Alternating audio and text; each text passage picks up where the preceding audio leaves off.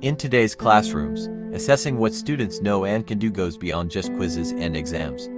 As highlighted by Deept on 2015 and Wiggins on 1998, teachers are being encouraged to use alternative or performance-based assessments like portfolios, group projects, and presentations that allow learners to show their understanding in more creative and meaningful ways. But while these methods are widely promoted, we often overlook the most important voices in the process: the teachers.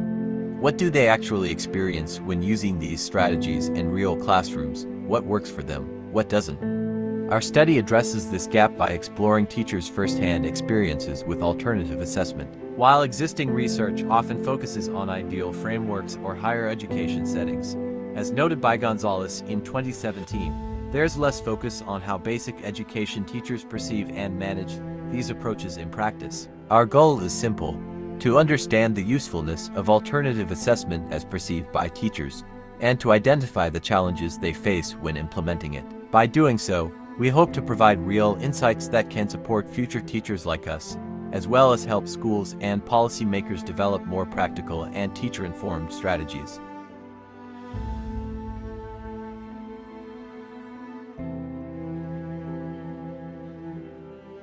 Among the different aspects of alternative assessment, our group decided to explore its usefulness and the challenges involved in its implementation.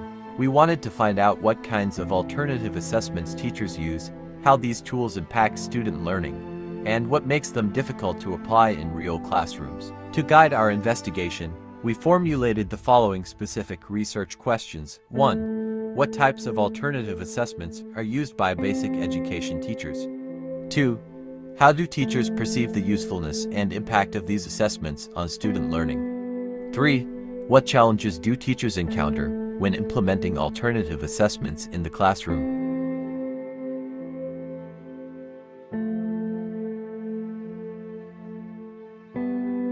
To answer our research questions, we conducted a simple qualitative study using a descriptive design. This allowed us to better understand the experiences of teachers in their own words. A descriptive design is appropriate when the goal is to understand participants' perspectives and experiences in depth, without manipulating variables or testing hypotheses. According to Miriam and Tistel, 2016, this approach allows the researchers to describe the what, how, and why behind teachers' use of alternative assessments through rich, narrative data. To answer our research questions, we conducted a simple qualitative study using a descriptive design. This allowed us to better understand the experiences of teachers in their own words.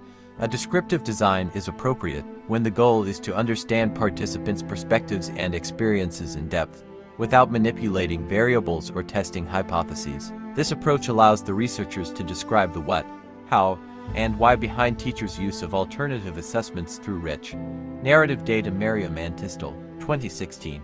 We selected 5 to 10 basic education teachers from both elementary and high school levels. Most of them were either our former teachers or educators we already knew. This helped ensure openness and familiarity during the process.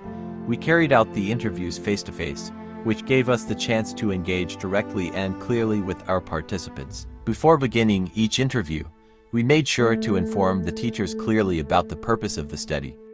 We explained that their responses would be used solely for academic and research purposes, and we asked for their verbal consent to participate. Our data collection tool was a semi-structured interview guide, composed of 5 open-ended questions.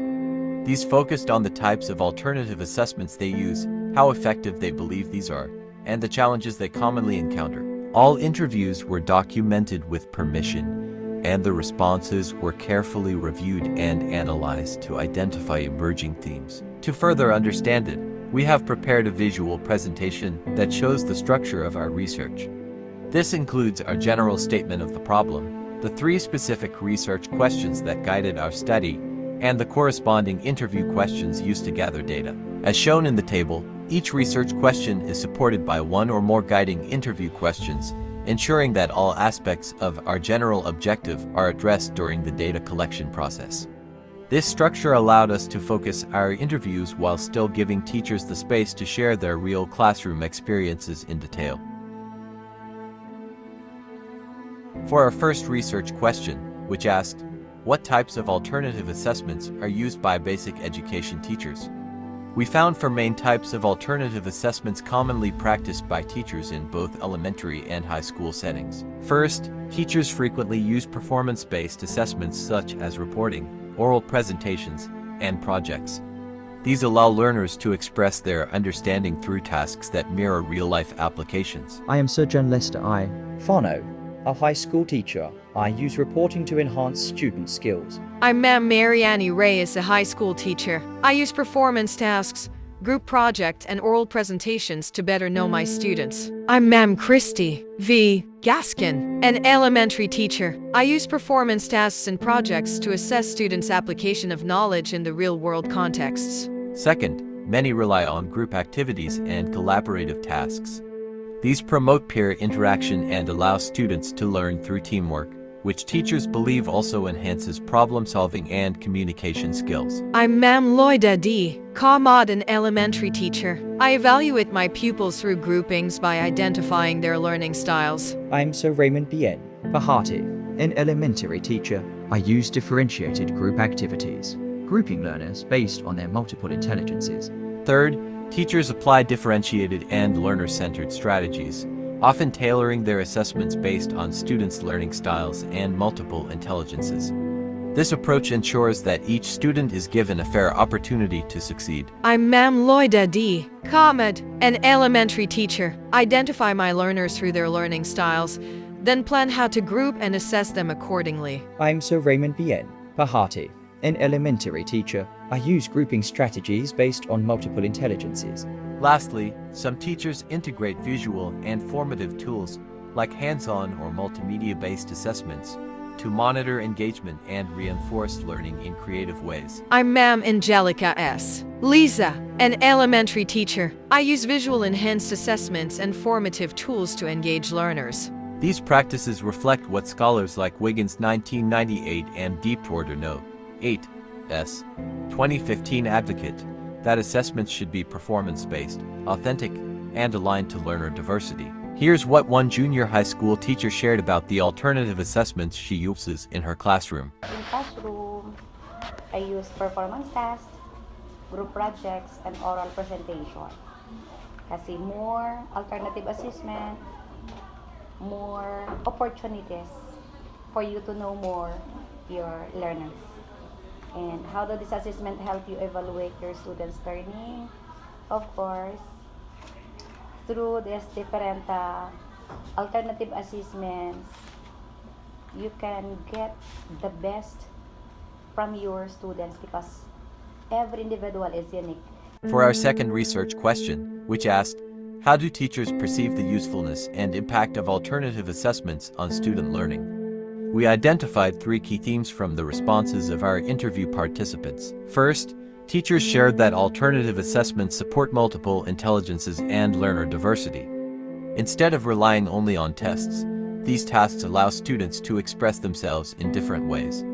A teacher mentioned that this method lets them assess not just cognitive skills, but also other abilities based on Howard Gardner's theory of multiple intelligences. Second, teachers observed that alternative assessments help students apply their learning in real-world contexts. Through group projects, performances, and hands-on activities, students demonstrate their understanding more deeply and practically. One teacher noted that their students showed higher-order thinking skills when challenged with creative tasks. Lastly, alternative assessments were said to increase student engagement and expression. Teachers shared that students become more motivated and expressive when given the chance to act, move, build, or perform. They noticed that these methods encourage active participation and reveal student learning more vividly than paper tests alone. One high school teacher shared a memorable classroom experience where alternative assessment made a big impact. So I want us students to create a short play based on Filipino folk tales. They wrote the script, assigned rules, and performed it in class. These performance tasks help assess their comprehension, creativity, and ability to use the Filipino language effectively. It also boosted their confidence and teamwork, making the lesson more meaningful and memorable.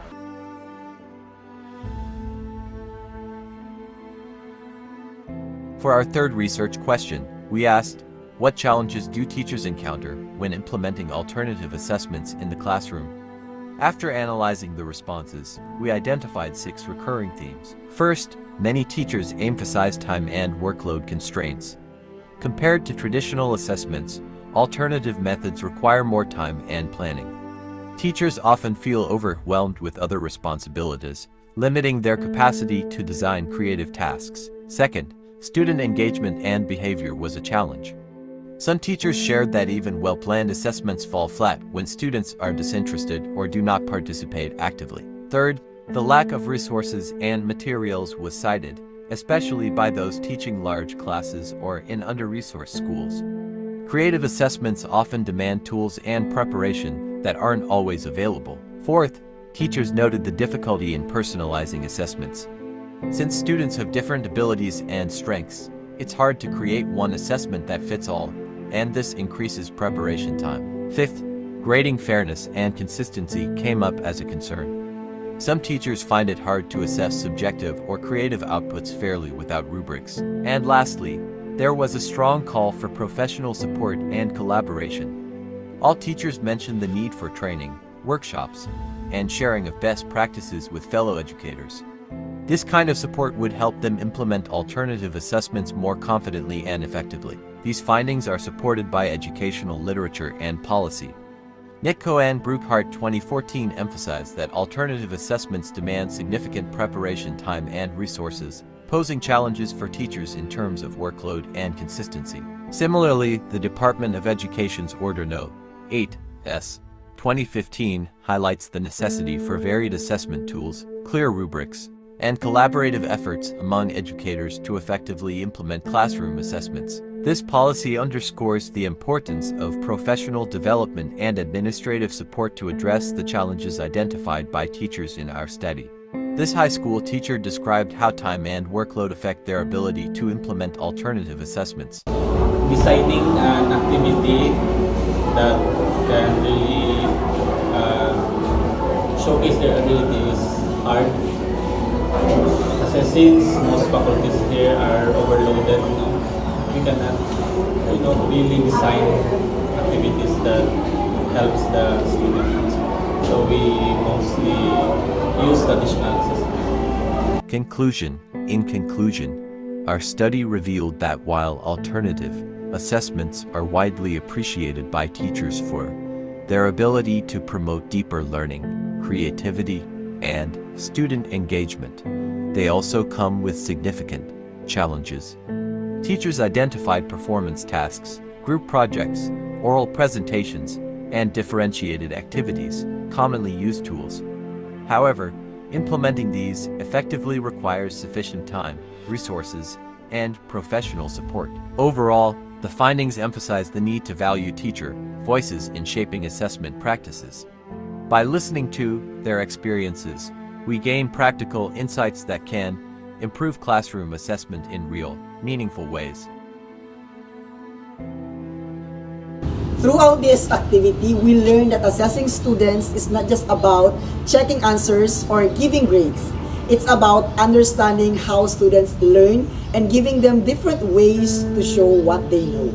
We also realized that teachers are doing their best to adapt assessments to the needs of their learners, even with limited time, resources, and training. One key thing that we notice is that alternative assessment is a powerful tool, but it takes real planning, collaboration, and creativity to make it work. So overall, we gain a deeper respect for the role of a teacher in designing assessments that are not only fair, but also meaningful and inclusive for every learner. Before this, we only understood alternative assessment as a group projects or performance. Now, we see that it's about giving students a chance to apply, create, and express. We learned that alternative assessments aren't just different, they're intentional. They support real-life skills like critical thinking, collaboration, and communication.